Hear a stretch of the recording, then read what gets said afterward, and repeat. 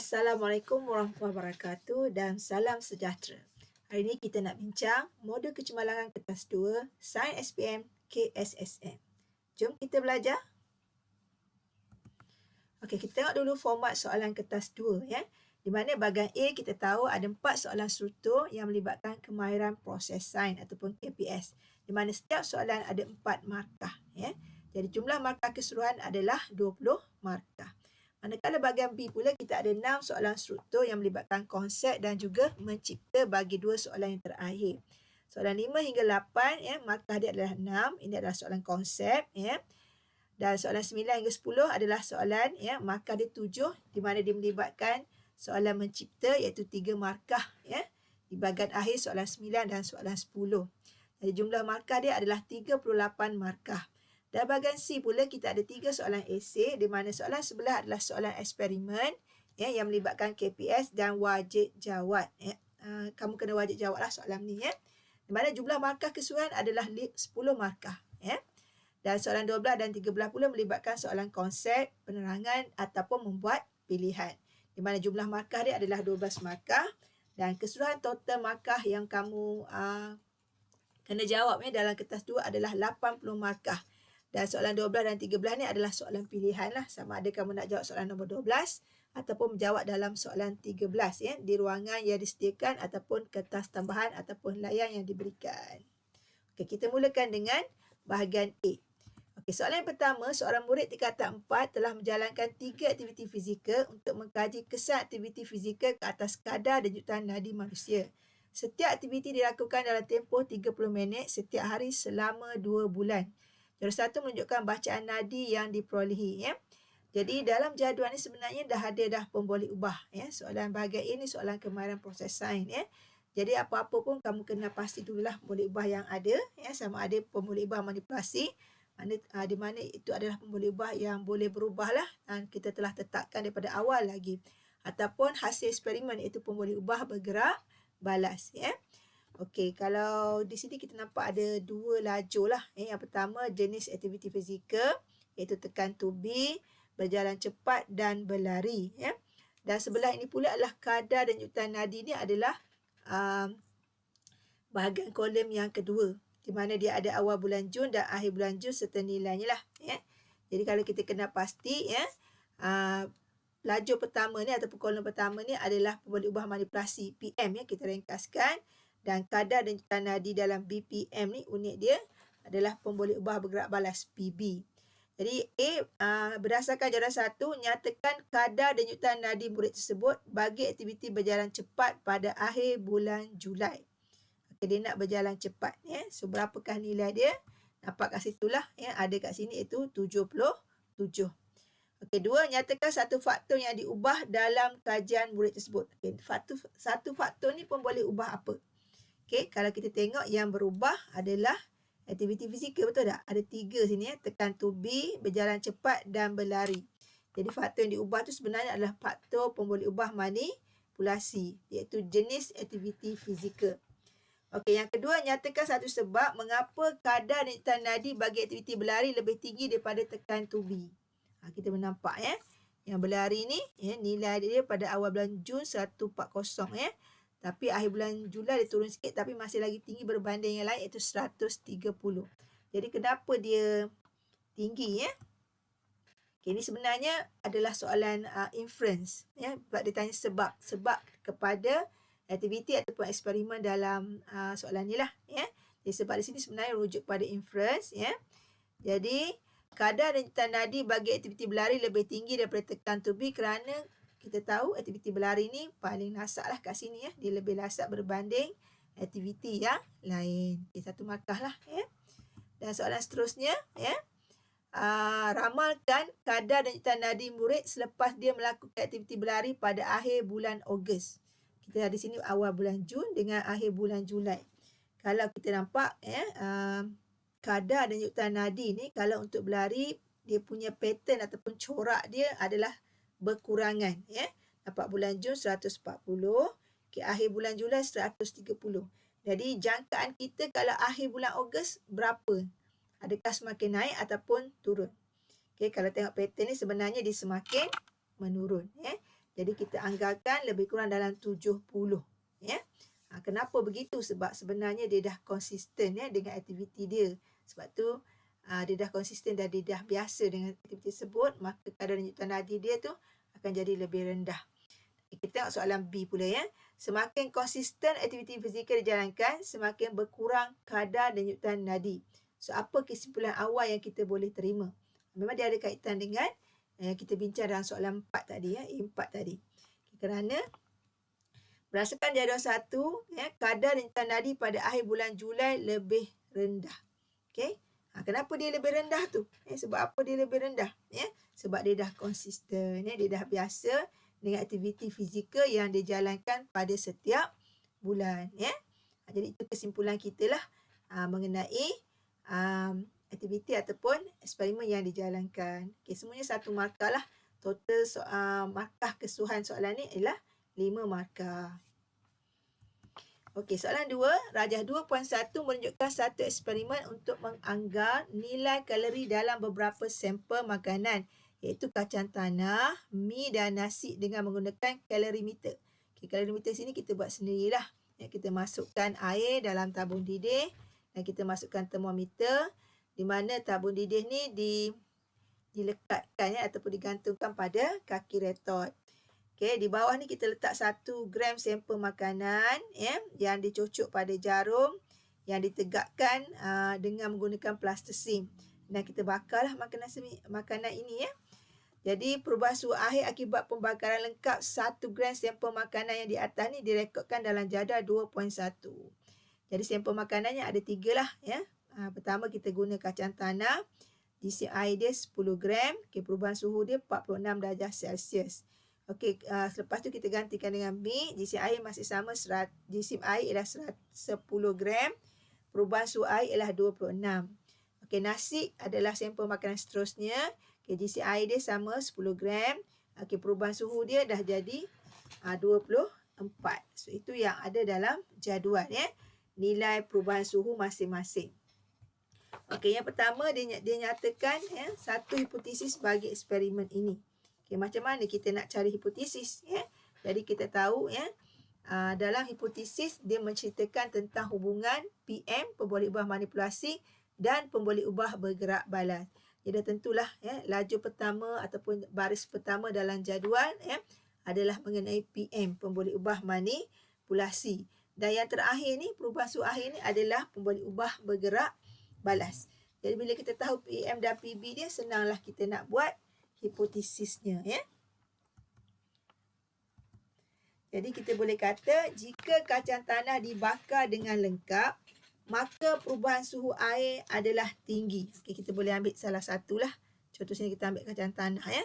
Jadi kita tahu perubahan suhu dia adalah tinggi, jadi kita boleh buat dia sebagai satu hipotesis. Jadi bila kita dah buat satu, kita dah ambil satu sampel, tak perlulah tulis yang mi dan nasi lagi lah. Ataupun kita nak buat nasi punya pun boleh, ataupun mi punya pun boleh. Ambil salah satu saja. Ataupun kita nak jawab ya, agak umum sedikit ya. Sampel makanan kacang tanah ya mempunyai nilai kalori paling tinggi. Mana kita compare dengan yang lain, dia paling tinggi. Jadi betul lah kacang tanah paling tinggi kat sini, dia 46 darjah Celsius. Jadi kat sini sebenarnya membantu kamu untuk membuat hipotesis lah ya, apa yang ada dalam jadual. Kamu boleh tengok dia punya perubahan suhu dan kamu boleh nyatalah sama ada dia tinggi ya ataupun dia mungkin paling rendah. Okay, ambil je salah satu sampel makanan. Sebab sampel makanan sini adalah pemboleh ubah manipulasi dan perubahan suhu ialah pemboleh ubah gerak balas. So dua-dua tu ada dalam ayat yang pertama dengan ayat yang kedua. Okey, sedikit tip lah hipotesis ni ya, kalau kita nak jawab seperti yang biasa kamu jawab itu semakin yang pertama PM dan hasil dia PB. Jadi semakin untuk PM pertama ya ataupun semakin untuk PM PB tu, ataupun ada ayat lagi yang lain kita boleh guna itu jika maka boleh juga ya, kita boleh guna sama ada semakin ataupun jika maka yang melibatkan PM dan juga PB ya. Jadi yang tu bagi sesuatu eksperimen ataupun aktiviti yang melibatkan ada peningkatan atau pengurangan nilai. Barulah kita boleh guna ayatnya ni. Kita nampak macam ni, nampak ada nilai kan perubahan suhu air. Okay, siapa yang ni? Cuma kat sini sebab dia perubahan suhu air tu melibatkan setiap item, setiap bahan. Jadi sebenarnya kalau kita nampak peningkatan tu, yang tu betul. Contoh perubahan suhu air 10 minit pertama 46, okey. 20 minit seterusnya, 10 minit seterusnya, okey, naik lagi. Okey, 10 minit seterusnya lagi. Yang tu boleh kita buat semakin ataupun jika maka.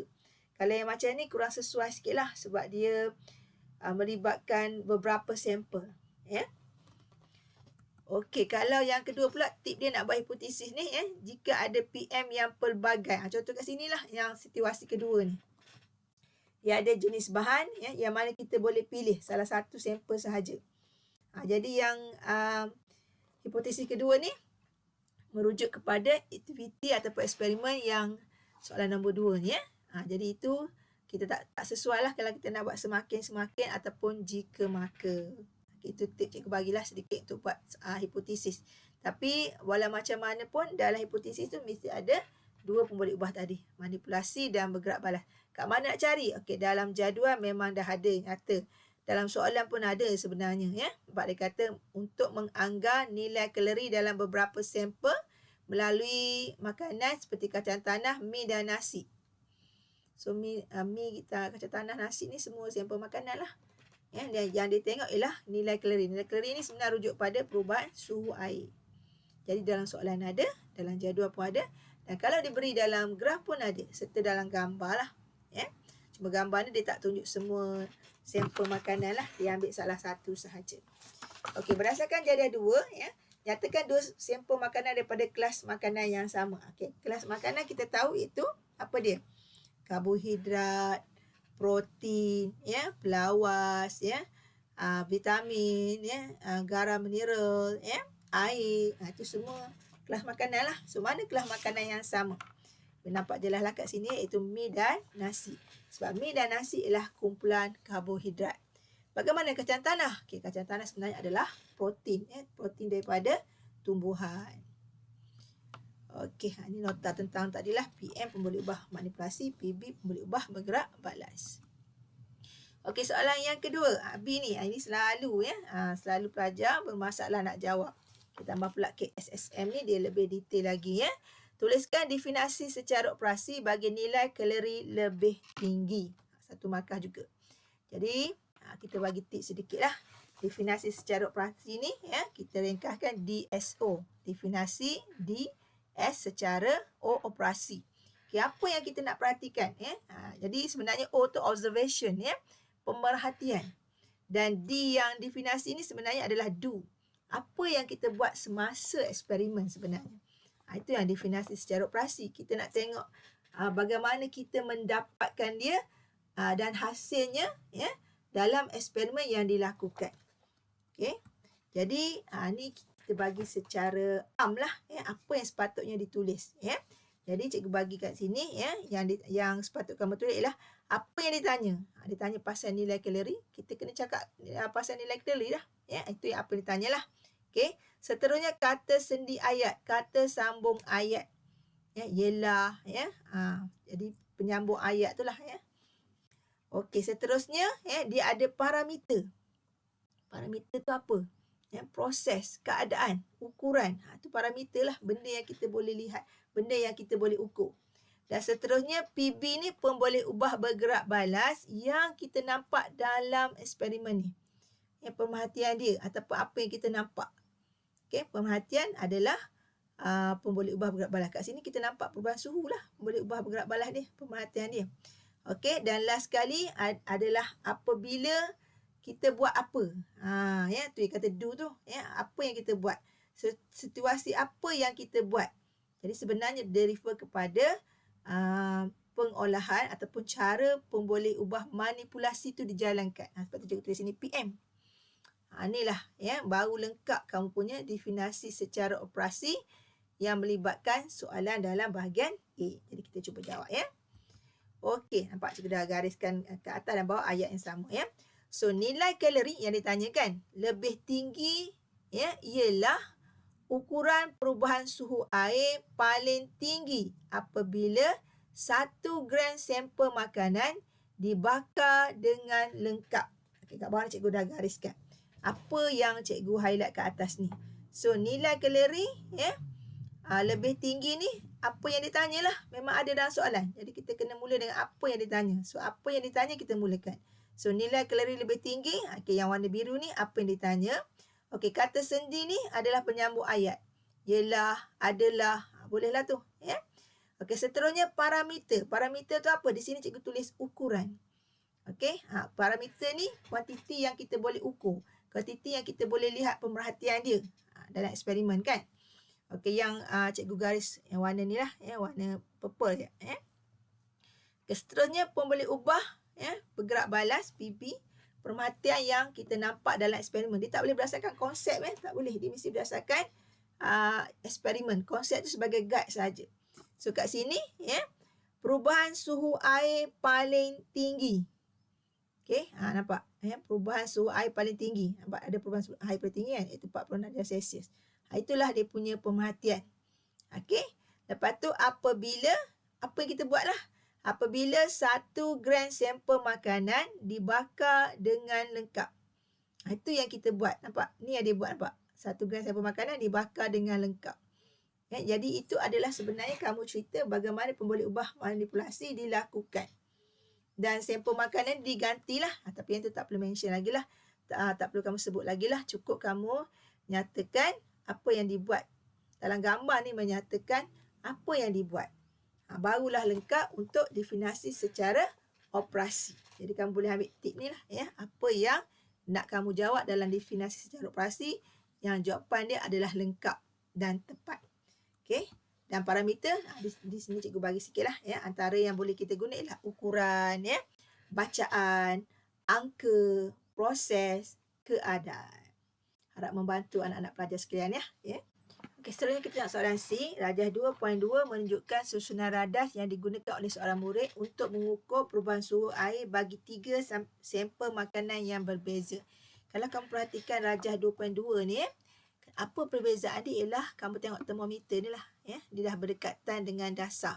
Ya, ataupun mengenai dasar. Berbanding gambar yang tadi 2.1, termometer tu dia tak sentuh dasar lah. Okay, yang lain semua samalah, kacang tanah, mi dan nasi sebagai sampel makanan dan GCI pun sama. Okay, ada peningkatan dari segi perubahan suhu. Ya. Kalau sebelum ni rajah 2.1, kacang tanah 46 meningkat kepada 55. Okay, mi 26 meningkat kepada 31 dan nasi daripada 24 meningkat ke 30.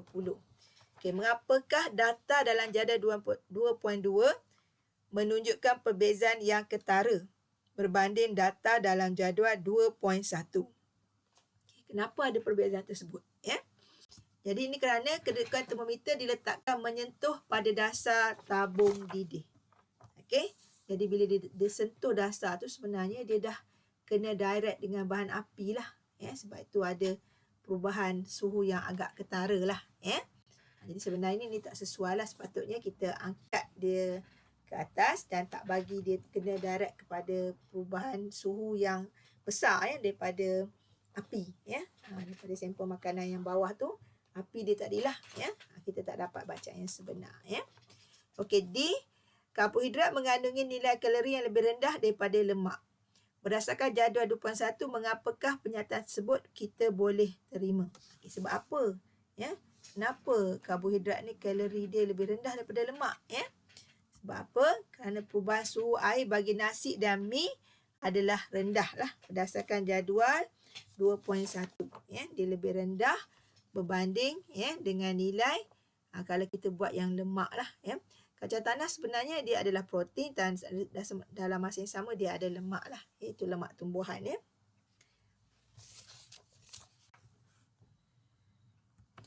Okey, seterusnya kita pergi pada soalan 3. Rajah 3.1 menunjukkan satu eksperimen untuk mengkaji hubungan antara jisim dengan inertia, ya, menggunakan bilah gergaji, apit G dan plastisine. Okey, ini adalah keputusan dia yang direkodkan dalam jadual 3.1. Jisim plastisine bermula pada 10 hinggalah 50 dan masa ayunan dalam unit saat daripada 9 dia meningkat sampai 51. Okey, rajah 3.2 menunjukkan satu bacaan pada jam randik bagi jisim plastisine 40 gram semasa membuat pemerhatian. Berdasarkan rajah 3.2, rekodkan bacaan jam randik. Tulis jawapan anda dalam jadual 3.1. Okey, jadual bahagian kosong yang 40 gram ni, Okey, ada bacaan dekat sini. Jadi kamu kena pandai bacalah ya jam randik ini ya. Ni adalah jam randik analog yang menggunakan jarum ya, pesongan jarum. Kalau yang digital tu dia nombor saja kita bacalah ya. Jadi kalau kita tengok skala yang dekat jam randik ini ya, satu skala dia ataupun bacaan terkecil dia adalah 1 saat.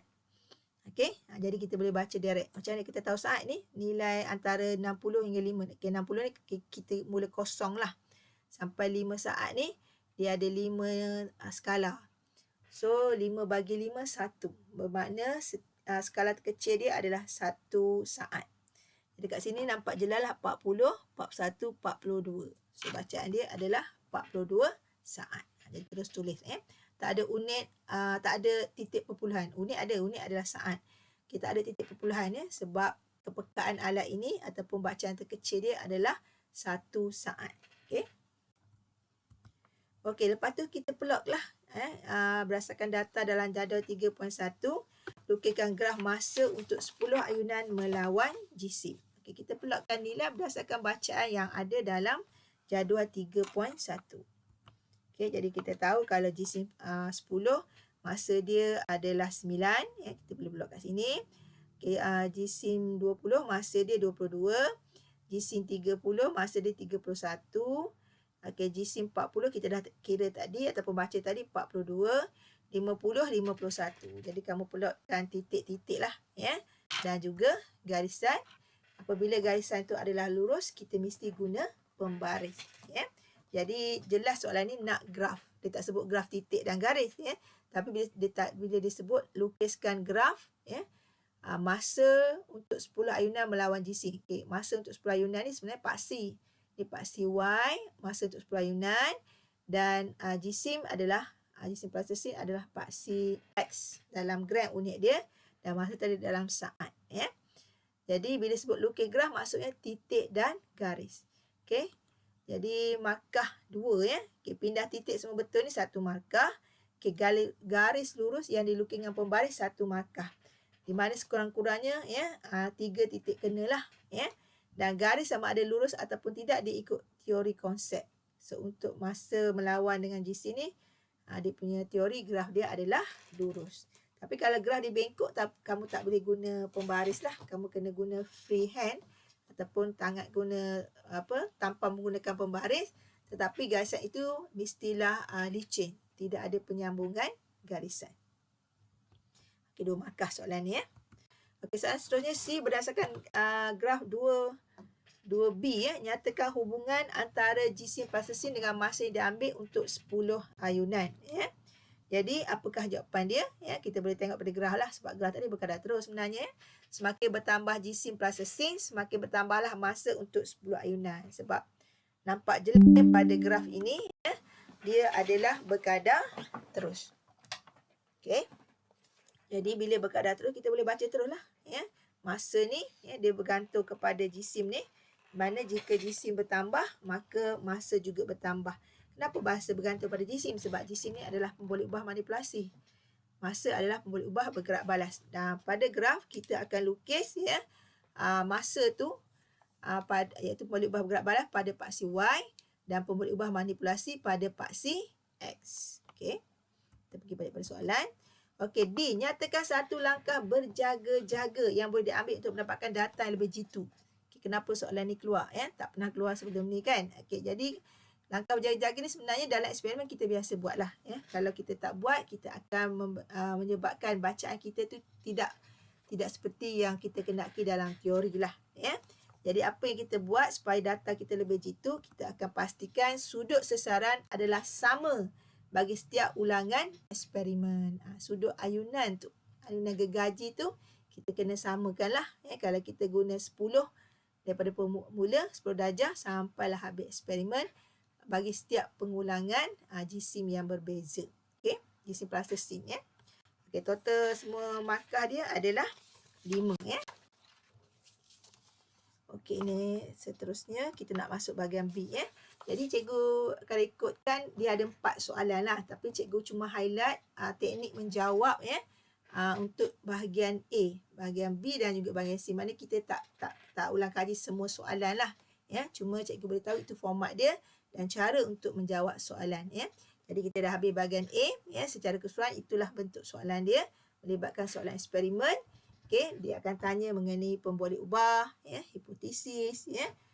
Pemboleh ubah tu ayat dia ataupun perkataan dia dah tukarlah, ya. Pemboleh ubah manipulasi mungkin dia tanya apa yang berubah, ya. Kalau untuk pemboleh ubah malah mungkin dia akan tanya apa yang ditetapkan, apa yang sama. Okey, pemboleh ubah malah apa yang sama sepanjang eksperimen lah, ya. Okey, dan hasil pemerhatian ataupun hasil eksperimen itu adalah pemboleh ubah bergerak balas.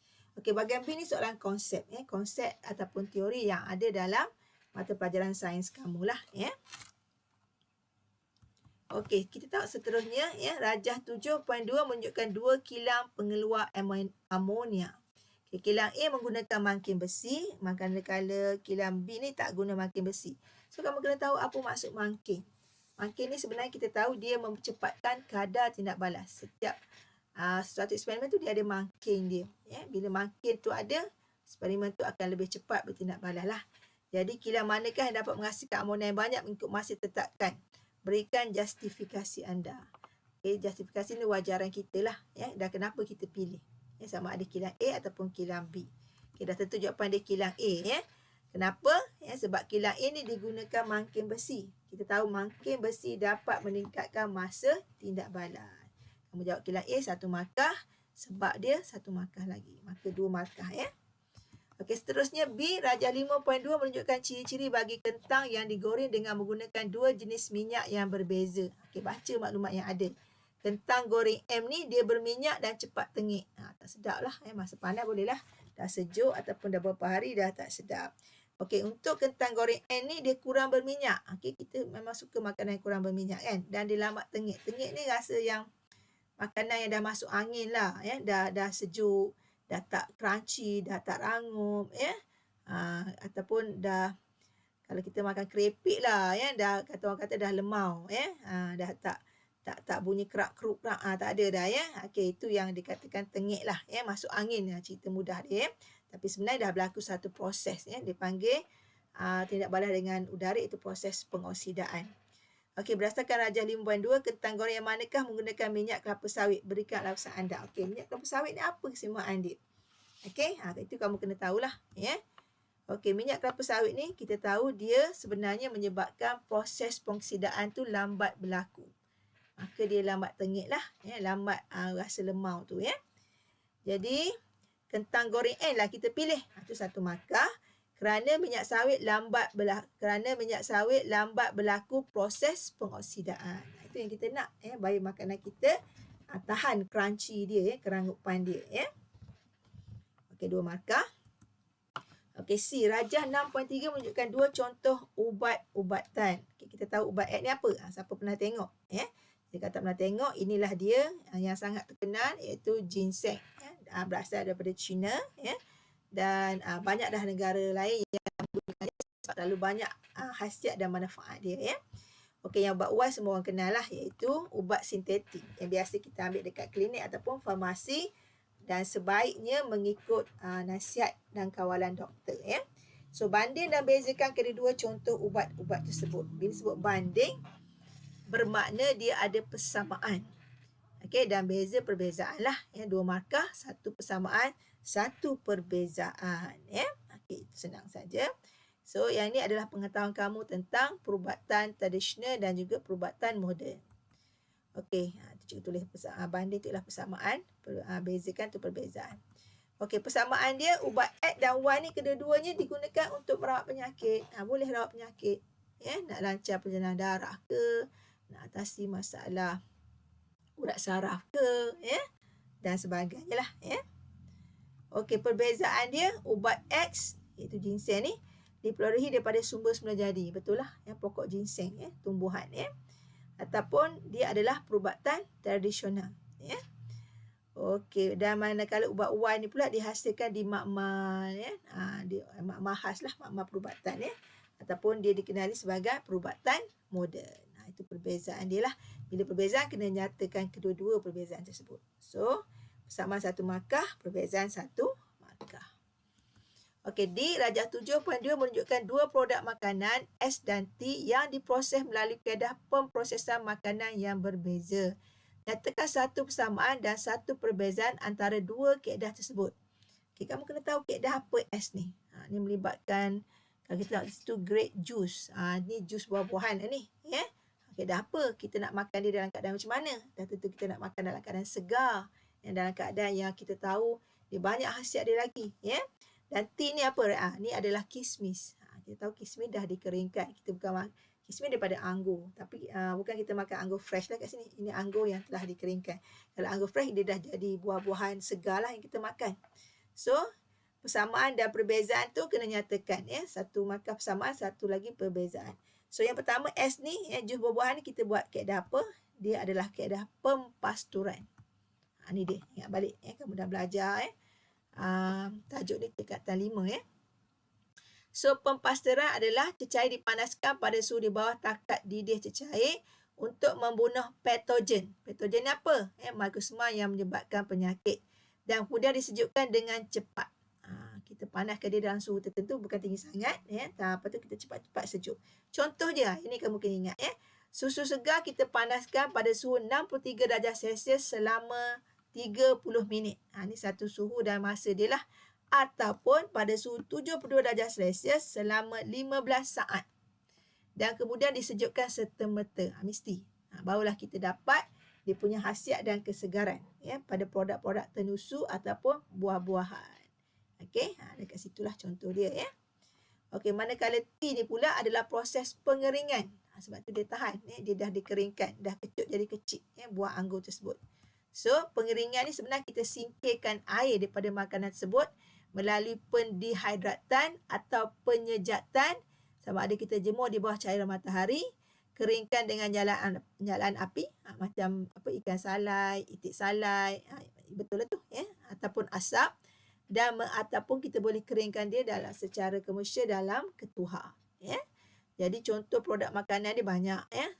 Udang kering, sotong kering, ikan kering, buah-buahan kering, bijirin, cendawan, susu tepung. Susu tepung tu pengeringan.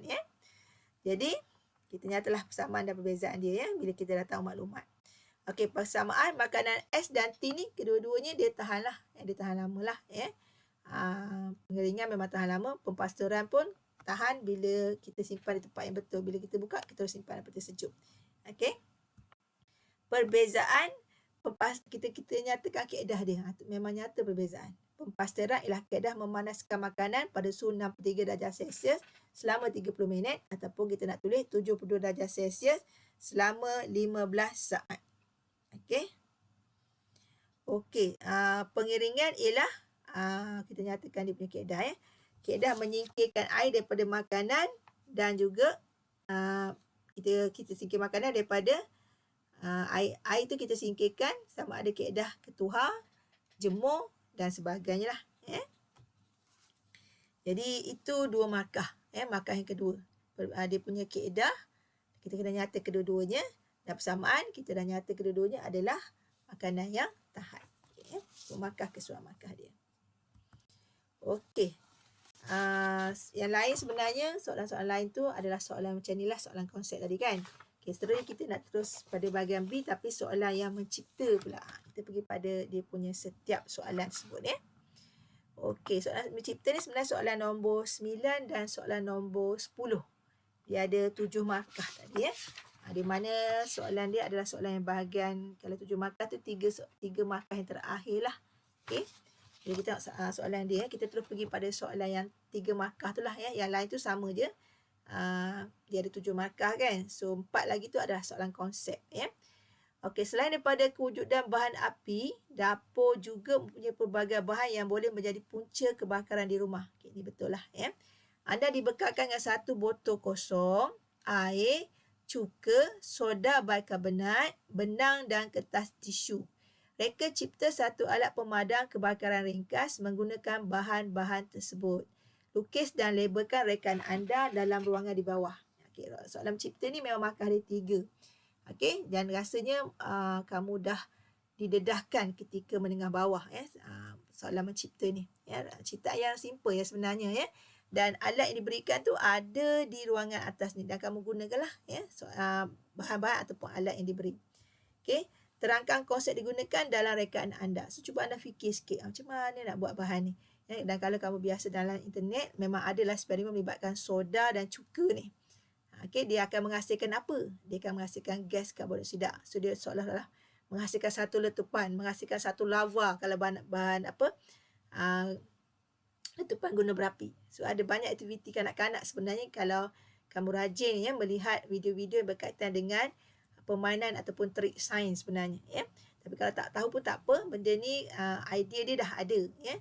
Dia nak kamu cipta satu alat pemadam kebakaran ringkas ya. Kita tahu alat pemadam kebakaran kita ada yang terdiri daripada kita gunakan gas karbon dioksida ya. Okey, apa yang dia beri kita gunalah ya. Okay, kita gunakan botol ya. Di dalam botol ni kita letakkan benang ya, dia ikat kertas tisu di mana dalam ni ada soda bikarbonat lah. Okey, di bawah ni ada air dan cuka ya. Jadi penerangan dia, tindak balas soda bikarbonat dan cuka menghasilkan buih gas karbon dioksida. Yang ni yang boleh kita gunakan sebagai alat, salah satu alat memadam kebakaran selain pada air lah. Sebab tak semua kebakaran boleh menggunakan air. Contohnya elektrik, mana boleh kita gunakan air. Lagi semarak kebakaran tersebut ya. Jadi 3 markah tu kat mana ya? Okey, rajah kamu lukis je dapat 1 markah. Dilabelkan semuanya dengan lengkap 1 markah. Okey, penerangan kat bawah ni apa yang dihasilkan tu 1 lagi markah. So 3 markah untuk soalan mencipta. Okey, ini untuk soalan yang cikgu beritahu tadi lah, soalan nombor 9 dan soalan nombor 10. Di mana 3 campur dengan 4 soalan konsep dapatlah 7 markah. Okey. Kita tengok satu lagi soalan mencipta ya. Kanta cembung digunakan dalam peralatan optik seperti teleskop.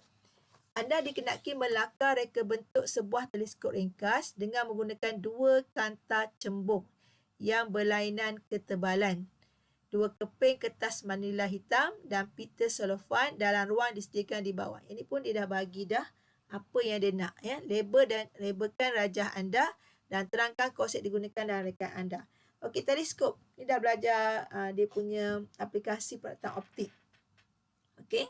Jadi kamu yang akan belajar tu adalah teleskop dan mikroskop tu nak ya. Teleskop ni untuk apa? Okey, teleskop ni ya. Kita tahu biasanya tengok anak bulan, nak puasa ya. Tak lama dah kita nak puasa kan. Okey, ataupun nak raya. Okey, betul. Teleskop ni sebenarnya nak melihat satu ataupun objek yang jauh. Yang sebenarnya objek tu besar ya. Jadi kena dikecilkan imej dia dan dijelaskan, dan dia menggunakan 2 kanta cembung tebal satu kanta cembung nipis. Okey, yang ni kamu boleh tengok di video cikgu ya, channel cikgu ada cikgu menyediakan video untuk peralatan optik, teleskop dan mikroskop. Jadi kamu boleh baca dan tonton untuk lebih fahamlah ya. Okey, jadi apa yang dibagi kita buatlah ya. Okey, apa dia kata dia gunakan kertas manila hitam. Ni dua-dua ni kertas manila hitam lah. Satu kita buat besar, satu kita buat kecil. Okey, jadi yang bahagian besar ni kita letak kanta cembung nipis. Yang di belakang ni, yang kecil ni kita letak kanta cembung tebal. So penerangan dia, kanta cembung tebal berfungsi sebagai kanta mata. Ini yang tebal ni lah ya. Dan kanta cembung nipis berfungsi sebagai kanta objektif. Jadi kamu buat macam sebenarnya satu gulung besar, satu gulung kecil ni untuk masukkan gulungan tu lah ya, antara satu sama lain ya. Jadi markah dia, kamu lukis rajah ni 1 markah, label 1 markah, penerangan 1 markah. Memang dia melibatkan 2 kanta lah ya. Kenapa kanta cembung ni nipis? Kalau kamu rujuk video cikgu, yang nipis ni sebenarnya dia nak mengecilkan imej yang jauh dan besar tu. Sebab dia besar sangat, kita nak tengok secara keseluruhan kan. Jadi kita kena kecilkan dulu. Sebab itu kita guna sini kanta cembung yang nipis ya. Sebab kuasa dia rendah, panjang fokus dia adalah panjang. Tujuan dia untuk mengecilkan saiz ataupun imej ya. Untuk kanta cembung tebal ni pula ya, kenapa yang belakang ni, ini kanta mata sebab dia dekat dengan mata kita. Yang ni yang kita tengok ya. Kenapa dia tebal? Sebab dia nak besarkan kembali imej yang telah dikecilkan oleh kanta cembung nipis ya, iaitu kanta objektif tadi. Jadi sebab tu kanta mata ni mesti kanta yang tebal sebab kita nak besarkan balik imej yang dikecilkan oleh kanta yang pertama. Itu sedikit penerangan cikgu tentang teleskop lah. Jadi boleh rujuk ya cikgu punya video tentang peralatan optik di channel cikgu ya. Markah 3.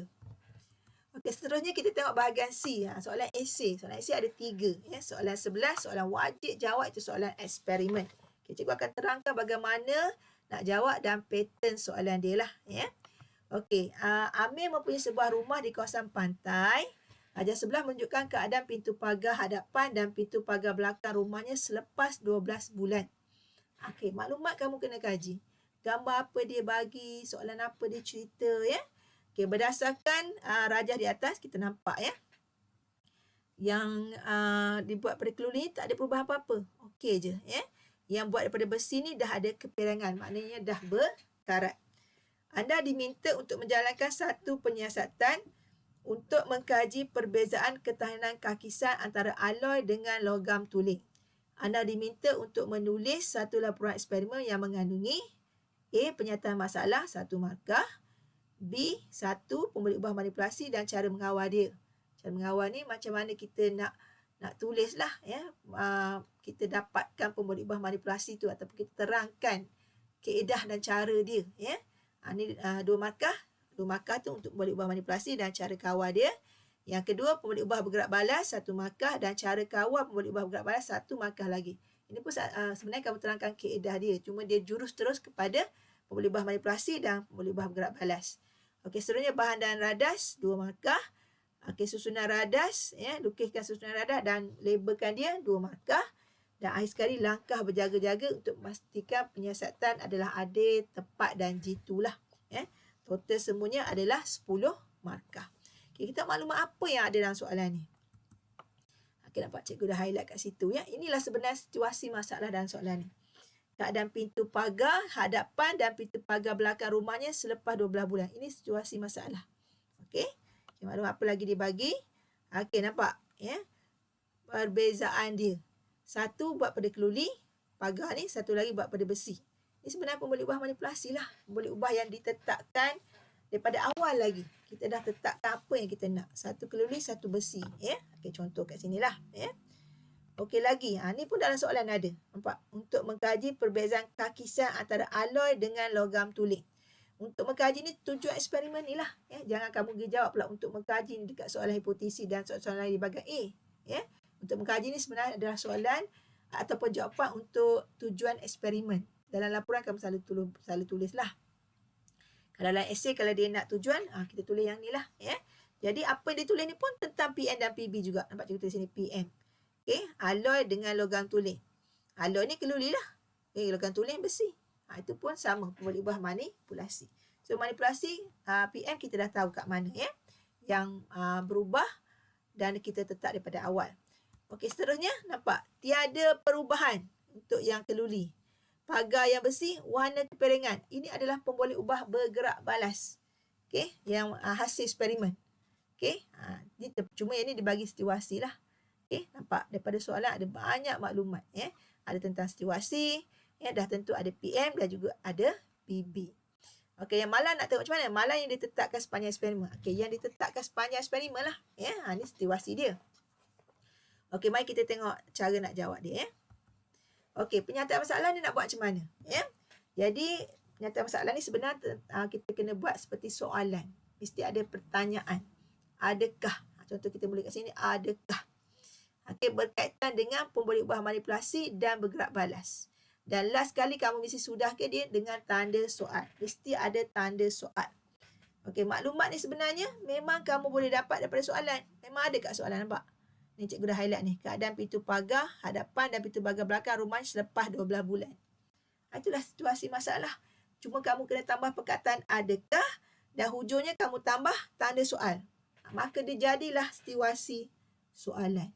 Ataupun situasi menyebabkan penyataan masalah. 1 markah. Kalau tak ada dua-dua ni, ya, maka tak lengkap jawapan kamu. Tak dapat 1 markah. Jadi jangan rugilah ya, sebab cuma nak tambah perkataan adakah dengan tanda soal, yang lain ada dalam soalan. So macam mana kita nak jawab? Cuba kita jawab. Adakah pintu pagar hadapan yang dibuat pada keluli tiada perubahan selepas 12 bulan? Tanda soal. Ni cara jawab dia ya. So 1 markah. Ya, nampak cikgu tambah perkataan adakah dengan tanda soal. Yang lain daripada maklumat soalan lah. Boleh ambil direct pun tak apa. Ya? Ataupun nak ubah sedikit tapi tak lari masuk dia. Yang harap membantu. Ya? Okey, yang kedua, B1 pemboleh ubah manipulasi dan cara mengawal. Pemboleh ubah manipulasi kita tahu jenis paku. Ya? Sebab eksperimen ni melibatkan alloy ya, dengan logam tulen. So, kita akan guna jenis paku yang alloy dengan logam tulen ni lah. Ya? Okey, kita guna keluri dan besi. Ya? Jadi, cara nak kawal dia, cara kita nak hasilkan dia, pemboleh ubah manipulasi kat sini, menggunakan paku besi dan paku keluri. Jadi bila kamu jawab pemboleh ubah manipulasi, 1 markah. Okay, cara kawal dia 1 lagi markah. Tulis saja. Kamu gunakan paku besi, paku keluri. Yang ni kena ingat eksperimen lah. Eksperimen ni, kamu gunakan 2 paku. 1 paku yang melibatkan alloy. 1 lagi melibatkan logam tulen. Okay, tak kisahlah contoh apa. Mungkin kamu boleh guna keluri sebagai alloy, besi sebagai logam tulen. So, sebab tu kita kata cara kawal dia menggunakan paku besi dan paku keluri. Okey, itu 2 markah. Yang kedua, B2, pemboleh ubah bergerak balas dan cara mengawal dia. Okey, pemboleh ubah bergerak balas apa? Okey, dah tentulah ketahanan kakisan. Ketahanan kakisan ni maknanya dia terhakis ke? Dia berkarat ke? Ya? Jadi, dia punya istilah kita guna ketahanan kakisan. Okey, cara kawal dia, kita perhatikan perubahan warna paku. Ya? Jadi, inilah kita kata kita kawal dia. Kalau dalam eksperimen sebenar, berapa hari? Mungkin dalam 2 hari. 3 hari. Kita akan nampak perubahan warna paku tersebut lah. Okay, itu cara mengawal. Kita jawab ringkas dan tepat tapi kena kepada apa yang dia nak. So, markah yang kedua. So, seterusnya bahan dan radas. Okay, kalau eksperimen ni kamu kena ingatlah bahan dan radas. Kalau dia tidak beri, kita kena tulis senarai radas yang lengkap. Okay, so bahan dia dah tentulah paku besi sebagai logam tulen, paku keluri, alloy. Okay, kita guna 2 tabung uji untuk letakkannya, air, rak tabung uji untuk letakkan tabung uji dan kertas pasir. Maknanya kalau kita ada paku tu, kita kikir dululah. Kalau ada apa-apa benda asing kat situ, kita kikir dulu baru kita masuk dalam alat radas kita. So, 2 markah untuk kamu senaraikan alat radas ni. Sebab dia tak ada dalam soalan. Jadi kamu kena, kalau tak ada, kamu kena tulis secara lengkap. Kalau ada, kamu boleh ambil dan kamu tambah pelengkap dia lah. Okey, lukiskan susunan radas dan bahan yang berlabel. Okey, yang ni slide seterusnya kita tengok je lagi. Markah dia 2. Okey, kita pergi pada E dahulu. Langkah berjaga-jaga untuk memastikan penyiasatan yang adil. Dia dah selalu tanya dah langkah berjaga-jaga ni. Tapi memang penting langkah berjaga-jaga ni. Iaitu satu kaedah ataupun cara untuk mengawal eksperimen tu supaya dia tepatlah. Tak lari daripada konsep yang sebenar ataupun tak lari jauh. Untuk eksperimen ni kita pastikan kita bersihkan paku besi dan paku keluri dengan kertas pasir sebelum memulakan eksperimen. Barulah betul eksperimen tu. Mungkin paku tu dah lama sangat, dah berkarat, dah berasin dua-duanya. Macam mana kita nak tengok perbezaan dia. Jadi kita buang dulu benda asing yang ada, bersihkan dengan kertas pasir. Sebab tu dalam senarai radas ada kertas pasir. Okey, susunan radas dia bagaimana pula? Ni susunan radas dia lah. Kita ada 2 tabung uji. Kita masukkan insulin. 1 kita letakkan paku keluri. Okay, kamu boleh label lah dia ni A contohnya. Dan paku besi kita boleh label B. Sama je. Kita letak dalam tabung uji ada air. Cuma paku saja yang berbeza. So, ini susunan radas dia lah. 2 markah untuk kamu lukis dan kamu labelkan dia. 1 lukisan, 1 label markah dia. Okey. So, total soalan ni markah dia dah 10. Dia tak ada kaedah yang panjang sebelum ni kan. Okey. Sebab dia dah fix kepada cara mengawal dekat pemboleh ubah. Soalan B1 dan B2. Okey. Situ ada 2 dah jadi 4 kat situ Okey, kita tak situasi ataupun soalan yang kedua Contoh kedua. Aiman menggunakan sebuah troli untuk membeli barangan di sebuah pasar raya. Rajah sebelah menunjukkan situasi Aiman ketika menolak sebuah troli. Troli yang kosong, mudah je Aiman tolak. Nak gerakkan dia. Troli yang banyak barangan ni sukar digerakkan. Ini berkaitan dengan apa? Dah tentu berkaitan dengan inertia. Kita tahu inertia adalah satu keadaan ataupun kecenderungan satu jasad menentang perubahan yang berlaku pada dia.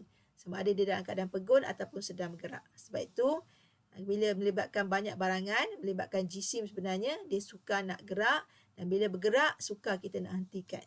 Begitu juga bagi barangan yang tak ada ataupun jisim dia kecil, mudah nak gerak kalau dia pegun dan mudah nak hentikan kalau sedang bergerak. Okey. So ini soalan ni dia direct dia nak daripada inference, hipotesis Lepas tu di sini dia ada bagi alat radas, okey. Dan seterusnya dia nak tujuan, pembeli ubah dimalakkan, susunan radas, ada prosedur untuk mengawal pembeli ubah manipulasi dan pembeli ubah bergerak balas, penjaluan data dan analisis data. Ini juga 10 markah lah. So kalau soalan macam ni, kita jawab satu persatu. Okey, kita mulakan dengan inference. Inference ni sebenarnya hubungan antara PM dan PB berdasarkan situasi. Dikatakan sebab kan. Ataupun kita boleh kata ramalan awal dia lah. Tentang eksperimen ni. Jadi, inference dia apa? Okay, kita kata troli kosong tadi mudah digerakkan kerana inertia dia kecil. Kenapa inertia dia kecil? Sebab jisim dia kecil. Sebab tak ada barangan pun, hanya ada troli je. Okay, satu markah melibatkan hubungan tadi PM dan PB sebab kepada eksperimen dia lah. Okey, hipotesis pula hubungan PM dan PB juga, tapi ini dah kita punya tujuan untuk eksperimen ni lah. Okey, iaitu troli kosong mudah digerakkan manakala troli penuh barangan sukar digerakkan. Ataupun kita nak jawab semakin bertambah jisim semakin bertambah inertia. Ini teori dia lah. Okey, kenapa troli kosong mudah? Sebab jisim kecil, maka inertia kecil. Kenapa troli penuh sukar? Sebab jisim dia besar, maka inertia dia besar. Memang ada berkaitan dengan faktor jisim, iaitu faktor yang mempengaruhi inertia. Okey, so mana-mana satu kita berjawab lah. Okey, satu markah semuanya. Okey, seterusnya pergi pada C lah, iaitu panduan dia. Panduan soalan yang dia nak berdasarkan eksperimen dah. Okay, kalau dah masuk tujuan ni, kita dah tak boleh guna situasi lagi lah. Tak boleh cerita pasal troli yang mudah gerak dengan tak boleh gerak tadi kan. Jadi kita terus pergi pada eksperimen dia. Okay, eksperimen dia kita kena tahu dulu PM dan PB, pembeli ubah manipulasi dan bergerak balas. PM dia kita tahu eksperimen ni melibatkan GC processing, PB tempoh ayunan sebab dia melibatkan eksperimen yang melibatkan bilah gergaji. Okay, ada soalan yang sebelum ni kita dah bincang. Soalan nombor 3. Bilah gaji yang letakkan processing dan kita ambil tempoh ayunan dia. Okay.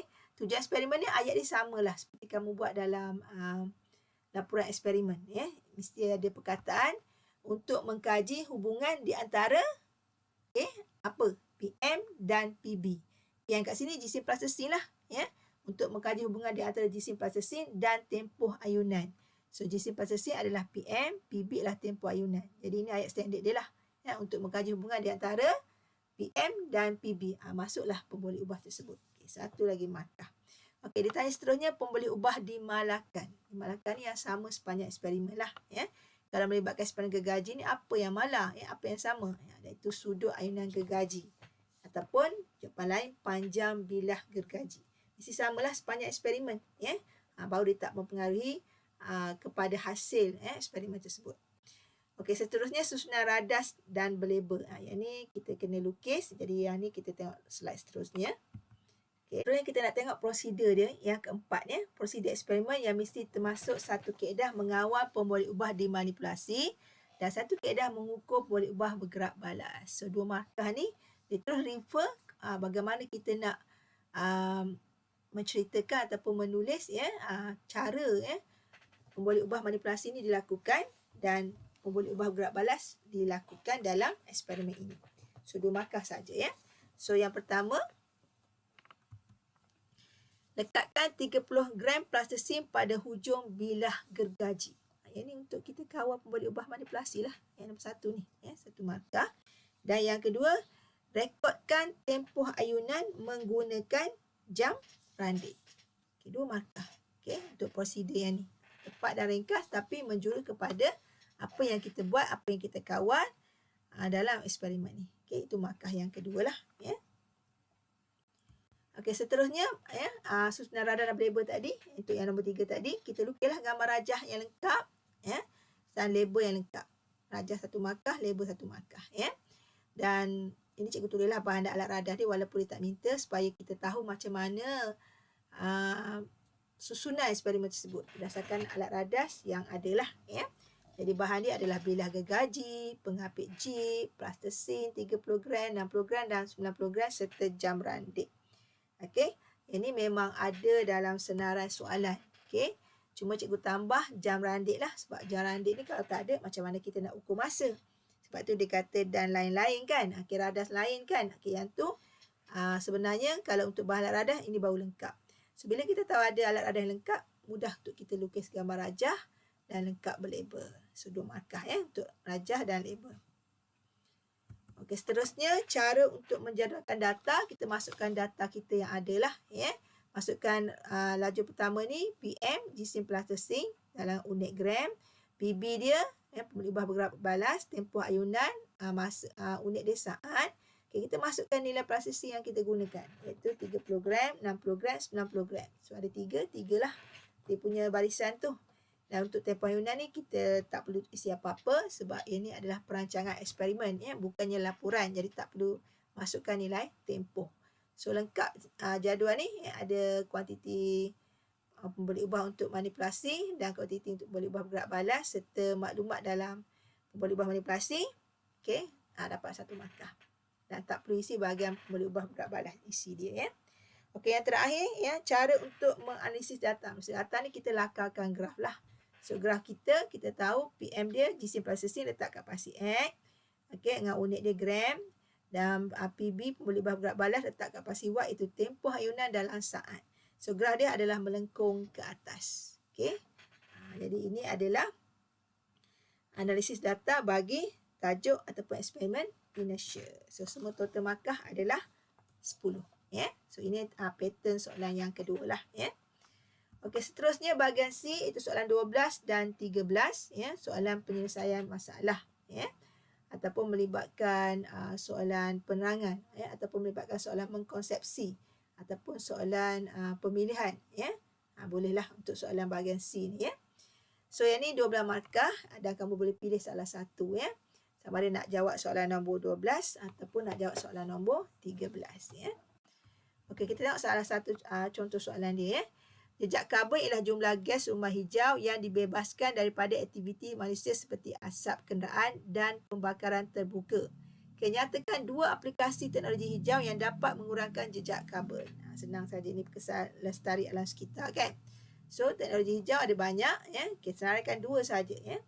Yang pertama, kita gunakan panel solar sebagai alat. Kita tahu boleh menukarkan tenaga cair kepada tenaga elektrik. Dapat tenaga elektrik secara mudahlah sebab negara kita boleh katakan panas tu sentiasa adalah sepanjang tahun sebab kita berada di kedudukan kita pada garisan khatulistiwa. Okey. Yang kedua, penggunaan sumber bahan api biodiesel. Ini pun teknologi hijau juga ni. Kenderaan untuk kenderaan kita dapati daripada mana? Kita banyak kelapa sawit hasil ekspor kita yang kedua kita ekstrak daripada minyak kelapa sawit. Yang ni sedang dalam kajian, belum lagi peringkat komersial tapi dah boleh guna So ini adalah teknologi hijau yang sangat bagus dapat membantu mengurangkan masalah jejak karbon. So 2 markah kita bagi, 2 ciri ataupun 2 penerangan kita bagi untuk 2 markah. Okey, B, tempat semula jadi seperti hutan dan lautan merupakan sinki karbon. Terangkan bagaimana sinki karbon itu fungsi dalam mengurangkan jejak karbon. Ada sinki. Okay, macam mana dia ambil karbon tu dan boleh kurangkan jejak karbon. Okay. Jadi sebenarnya kita tahu hutan ni memang paling baik lah untuk menyelesaikan masalah karbon ni. Okay, sebab tumbuh-tumbuhan dia perlukan karbon dioksida untuk proses fotosintesis untuk membina sel-sel dia. Okay. Jadi dia ambil karbon dioksida dan dia gunakan dia untuk menghasilkan makanan sendiri. Ini satu-satunya ciptaan Allah yang boleh membuat makanan sendiri tanpa perlu pergi buru macam kita. Ada sel badan dia boleh bina makanan sendiri. Melalui proses apa? Istimewanya proses fotosintesis. Jadi yang ni sangat membantu mengurangkan masalah karbon.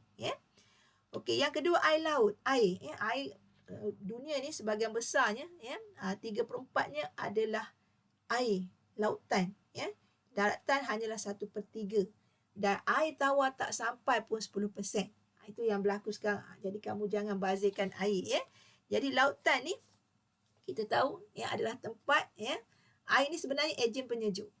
Ke mana pun kita pergi memang kita guna air sebagai ejen penyejuk. Dalam kereta kita, dalam sistem penyejukan kita memang ada. Kita nak buang haba yang berlaku lah yang dihasilkan secara hasil sampingan sebenarnya apabila sesuatu motor itu bergerak dan sebagainya. So air laut ni sebenarnya dia menyerap karbon dioksida. ke dalam dia lah. Dan dia merupakan sebagai ejen penyejuk yang dapat mengurangkan kepanasan daripada karbon. Sebab karbon ni sifat dia panas. Ya, selain pada dia boleh menyebabkan pencemaran, dia boleh menyebabkan keadaan pencemaran termal sebenarnya sebab dia panas. Keadaan dia itu adalah panas dan kita pun rasa tak selesa. So itu yang kedua lah, ya, dia sebagai sinki karbon.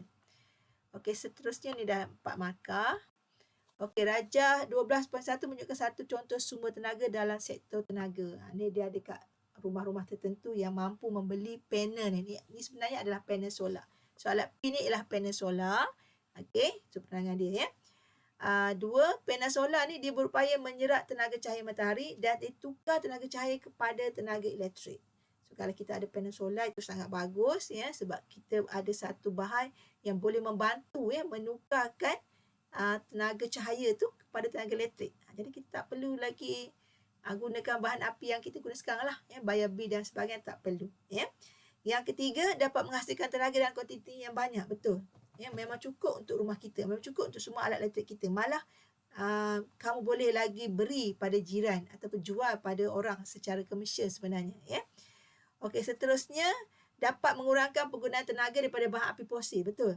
Kita guna tenaga sumber dia adalah tenaga semula jadi, cahaya matahari. Kita tak perlu lagi guna petroleum, gas asli dan sebagainya, ya. Dan yang kelima, dapat mengurangkan pencemaran sekitar lah. Kita dapat mengurangkan sebab kalau bahan api fosil bila digunakan dalam pembakaran akan menyebabkan gas-gas yang panas, gas-gas yang membahaya, ya, seperti karbon dioksida, karbon monoksida, sulfur dioksida, ya, dan sebagainya. Okey, dan seterusnya dapat menyebabkan kos penggunaan tenaga elektrik daripada sumber dia. Ini sangat bagus. Cikgu selarikan 6, dia nak 4 saja. So kamu nyatakan kebaikan, ya, menggunakan panel solar. Cuma panel solar ni tak nafilah harga dia agak mahal, tetapi ketahanan dia lama dan penggunaan dia sangatlah luas dan besar. Okey, so 4 markah. Okey, seterusnya di Rajah 13.2 menunjukkan satu kempen bagi memenangi suatu masalah alam sekitar. Terangkan kelebihan ini. Ini dah banyak dah. Banyak dah daerah-daerah, ya, kawasan daerah tempatan, majlis pembandaran menggunakan peraturan, ya, pengasingan sistem pekerja daripada rumah lagi. Mulai 1 September 2015 telah dikuatkuasakan. Jadi apa kelebihan kempen ini? Okey, nampak dia kata wajib kat situ, ya, dalam gambar dia. Jadi kelebihan ni dah banyak, ya. Dah tentulah kita dapat mengurangkan, ya, dapat menggunakan kembali, ya, sisa pekerjaan yang diasing mengikut kategori. Ya, kita asingkan plastik, kita asingkan kertas, botol, sisa-sisa makanan kita, ya, dan sebagainya. So boleh memudahkan kita untuk menggunakan kembalilah, ya. Contoh sisa makanan kita boleh buat baja, ya.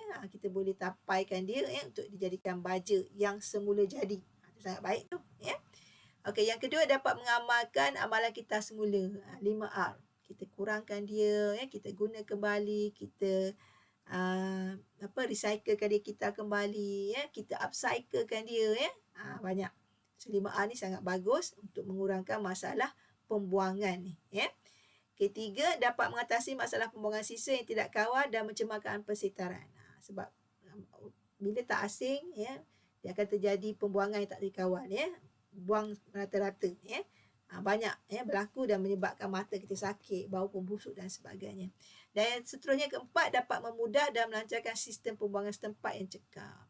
Okey, majlis daerah kita dapat melakukan dengan cekap, ya, dapat menguruskan dengan baik, ya, dia lebih efisien dan sampah ni semua tak selesa, ya. Kalau pengurusan dia adalah bagus, itu akan memberikan kita satu keadaan yang selesa dan menggembirakan lah, ya. Okey, seterusnya kita tengok contoh soalan 13, ya. Okay, soalan terakhir lah, ya, untuk pilihan kamu nak jawab pada 12 ataupun 13, ya. Okey, indeks jisim badan ataupun lebih dikenali sebagai BMI ialah ukuran jisim badan berbanding ketinggian. Ini memang elok kamu ambil tahulah supaya kamu dapat berat badan yang bagus ataupun ideal dengan ketinggian kamu, ya. Jadi kalau kamu tinggi, takkanlah berat badan kamu 50 kg, ya. Contoh ketinggian kamu 1.7. Tinggi tu 1.8, 50 gram. Adalah sangat kurus, ya, bagi orang yang tinggi, ya. Ataupun berat badan ketinggian kamu 1.5, ya, 1.5. Takkan berat badan kamu 60 kg.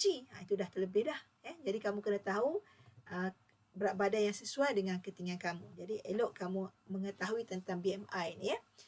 Okey, yang pertama, nyatakan 2 contoh penyakit disebabkan oleh kekurangan jisim badan. Kekurangan jisim badan ni kekurangan lah, kamu tak makan ya.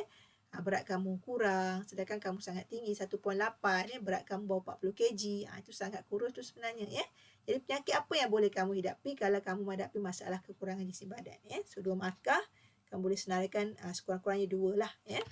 Di sini cikgu senaraikan antara kamu boleh kena penyakit lah osteoporosis. Tulang rapuh, mudah pecah ya. Tulang tak kuat lah. Biasanya mereka yang dah berusia lah yang menghadapinya. Tapi kalau awal-awal lagi, muda-muda lagi, kamu kurang berat badan tu kurang ya, kurang khasiat ya, kurang kalsium, kurang vitamin, kamu akan menghadapi masalah tulang rapuh yang dipanggil osteoporosis. Okey, yang kedua, kamu boleh menghadapi anemia, iaitu kurang darah merah. Yang ini cepat letih, mudah pengsan ya, tak bermaya ya, disebab kurangnya sel darah merah yang membawa oksigen ya ke dalam badan kamu. Okey, yang ketiga, kamu boleh sentiasa sakit. Mudah nak demam ya. Orang demam sikit, kamu demam berlebihan ya. Mudah sakit kepala ya, rambut mudah gugur, ada masalah kulit ya, ada masalah gigi dan gusi ya. Jadi ini masalah dia lah. Ataupun kamu boleh kena anorexia nervosa. Ini sebenarnya menghadkan pengambilan makanan kerana takut gemuk. Ini terlalu sangat, kata orang, obses ya, nak kurus ya, yang keterlaluan ya, sampai kurangkan jisim yang sepatutnya kamu makan lah ya. Kamu takut nak makan. Jadi sebenarnya boleh juga mengidap penyakit ni. Walaupun penyakit ni dah melibatkan kesihatan mental, tetapi asalnya kurangkan apa yang makan secara keterlaluan ya. So ini antara penyakit lah. Ada banyak penyakit lagi. Senaraikan 2 saja dah memadai lah ya. Okey, B. Sekiranya seorang individu punya jisim BMI dia mempunyai BMI dia 36.5 kg per meter persegi ya.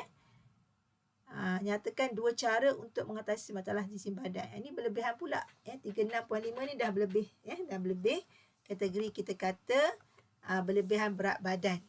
Jadi apa kita nak buat kalau dah berlebihan berat badan? Ada banyak cara sebenarnya. Sekarang ni dah macam-macam ya bantuan ya, ataupun pendedahan ilmu tentang pengurangan berat badan ya. Kamu explore saja dalam media sosial. Okey, pertama, lakukan senaman ya. 3 kali seminggu ni paling minimum ya. Dan setiap senaman tu kalau kamu boleh buat at least ya, sekurang-kurangnya 30 minit. Okey, tak kiralah kamu berjalan laju ke, berlari ya, jogging ya, skipping, naik tangga pun dah senaman, tapi kena bergerak lajulah ya. Berjalan jauh sedikit ya, nak pergi ke tempat parking kereta, parking jauh sikit. Nak pergi pasar raya, parking jauh sikit supaya kamu boleh jalan. Dan kamu ada masa lah untuk exercise ya. Tapi kalau boleh exercise yang spesifik 30 minit tu ya.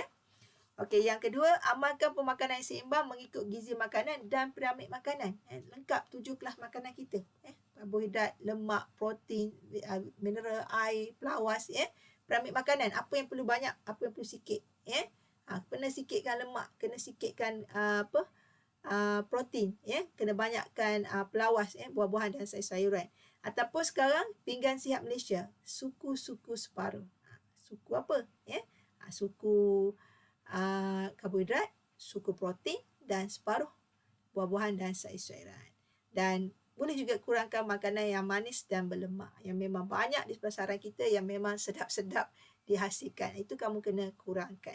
So ini antaranya lah ya, dia nak 2 je sebenarnya ya, tapi kamu boleh senaraikan kat sini, dia akan ambil yang terbaik lah ya.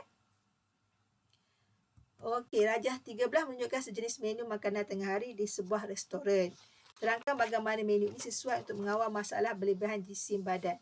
Kalau kita tengok menu kat sini, dia ini sebenarnya kita boleh kata pinggan sihat Malaysia ni ya. Sebab kamu boleh tengok separuh daripadanya adalah ini buah-buahan, yang ni sayur-sayuran ya, yang ni sedikit wafer ni ya, separuh ya. Bukan separuh, suku. Wafer ni separuh, tapi kalau kita kat pinggan tu dia suku lah. Kalau sini kalau lah ini adalah ikan bilis, tu separuh protein lah ya. Okey, dan ini adalah air, sebaiknya air masak ya. So 4 markah. Okey, seterusnya penerangan dia lah ya. Jadi kita boleh kata ini konsep pinggan sihat Malaysia. Apa dia pinggan sihat Malaysia? Suku karbohidrat sama ada nasi, mi, pasta, mihun dan sebagainya. Suku protein, tenang cerita lauk lah ya. dan separuh serat, iaitu buah-buahan dan sayuran. Ini memang kena makan banyak, ya. Okey, apa dia punya penerangan lagi? Dia dapat mengurangkan lemak badan kita, ya, dan dapat mengurangkan kolesterol dalam darah. Orang kurus selalu bila dia tak gemuk, bila makan banyak, dia makan tanpa rasa bersalah, ya. Tapi kamu kena ingat, ya, dia boleh berlaku masalah kolesterol dalam darah yang juga boleh menyebabkan penyepitan arteri dan serangan jantung. Jadi yang ni pun kamu kena kawal, ya.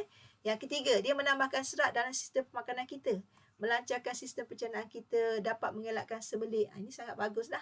Sebab kalau masalah sembelit, pencernaan tak bagus, kamu tak selesa, kamu sakit kepala, ya, kamu rasa sukarlah, ya, untuk berinteraksi ataupun hidup secara normal sebenarnya, ya.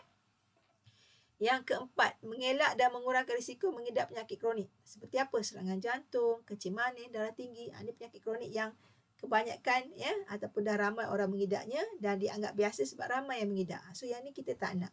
Dan negara Malaysia adalah negara termasuk dalam top 10, ya, yang mengidap penyakit ni. Kenapa? Sebab orang Malaysia manis-manis makanannya, ya. Jadi yang tu kamu kena kurangkan, ya. Kalau boleh elak, ya, elakkan ambil kerap lah. Kita galakkan kurangkan, bukan tak boleh ambil langsung, boleh, tapi jangan terlalu kerap ataupun banyak, ya. Yang seterusnya, dapat meningkatkan kesihatan yang baik dengan menjalani gaya hidup yang sihat. Kita amalkan panganan seimbang, kita amalkan piramid makanan, kita amalkan Persatuan Sihat Malaysia, kita amalkan kecergasan, exercise, ya, beriadah bersama kawan-kawan, ya. Itu satu perkara yang sangat baiklah, ya. So ini antaranya dia nak 4 markah, 4 penerangan sahaja. Okey. Jadi cikgu harap penerangan cikgu pada hari ini mengenai teknik menjawab untuk soalan kertas 2, ya, sains SPM dapat membantu sedikit sebanyak anak-anak pelajar, terutama yang bakal menduduki peperiksaan pada 1 hari bulan ni lah, ya. Okey, seterusnya makanan segera yang diambil secara kerap dan berlebihan akan memberikan kesan buruk terhadap kesihatan. Wajarkah pernyataan ini? Yang ni 4 markah ni, kamu kena jawab dia wajar ke tak wajar. Sebab sebut wajar tu 1 markah. Dan alasan dia lagi 3 markah. Sebut tak wajar pun 1 markah dan alasan lagi. Kamu boleh pilih mana satu, terpulang. Tapi penerangan dia mesti berkaitan dengan kamu pilih apalah. Okey, so macam nak jawab dia? Okay, katalah kamu pilih wajar. Okay, kenapa dia wajar? Okay, 1 markah, wajar, ya. Sebab dia punca obesiti. Ini makanan yang tak sihat, ya. Dia tinggi karbohidrat dia tinggi kat situ, ya. Dia tinggi lemak sebenarnya, ya, dan sebagainya lah, ya. Kedua, menyebabkan penyakit kronik, boleh menyebabkan kanser dan jangka masa lama, ya. Okey, yang ketiga, tinggi bahan kimia seperti ejen pengawet, perisa, ya, nak keraskan mi tu jadi kering, ya. Itu semua membahayakan kesihatan kita. So 3 penerangan kenapa kita kata wajar lah, ya, memberikan kesan buruk terhadap kesihatan. Okey, kalau kita pilih tak wajar 1 markah. Okey, penerangan dia, sebab dia makanan yang ringkas. Dia mengenyangkan dan mudah disediakan. Masak air panas, berapa minit dah masak dah. Okey. Kos yang kedua, kos barangan yang murah dan menjimatkan. Betul, ya. Kalau zaman saya sekolah dulu bau berapa sen saja, ya, Maggi ni. Belajar asrama memang suka makan Maggi lah, ya. Lapar tengah malam, ya. Dah makan dah nasi petang tapi lapar lagi, ya. Jadi dia murah, ya, mudah, ya, dah jimat je. Okay, yang ketiga, mudah didapati. Betul, ya, mudah didapati, mudah dinikmati sebab dah popular. Semua orang tahu tentang makanan segera ni. Okey, macam kita sebut, tak payah sebut jenama apalah, ya. Jadi yang ni mudah, ya, mudah kita dapati, orang ramai tahu, mana-mana ada, rasa satu dunia pun ada, ya. Jadi sebab itu dia tidak wajar, ya. So 3 penerangan untuk 3 markah lah, ya. Tambah yang tak wajar tadi 1 markah, ya. Okey, itu sahaja daripada cikgu. Terima kasih pada yang sudi menonton. Cikgu harap penerangan cikgu pada hari ini dapat membantu anak-anak pelajar, ya, untuk lebih memahami teknik menjawab, ya, sains kertas 2, ya. Dan mudah-mudahan, ya, kamu dapat, ya, bersedia, ya, lebih yakin, ya, lebih confident untuk menjawab peperiksaan SPM, ya, pada 1 hari bulan 3 ni, terutama pada calon-calon SPM. Okey, semoga dapat menjawab dengan baik dan memberi ilham dan idea, ya, serta ketenangan untuk menjawablah, ya. Allah yaftah alaikum. Semoga Allah membuka jalan kepada kamu. Semoga beri ilham, ketenangan, kesihatan yang baik dan peluang menjawab dengan cemerlang, insya-Allah, ya. Jadi all the best and good luck pada kamu semua. Okay, jumpa lagi di video seterusnya. Assalamualaikum. Bye.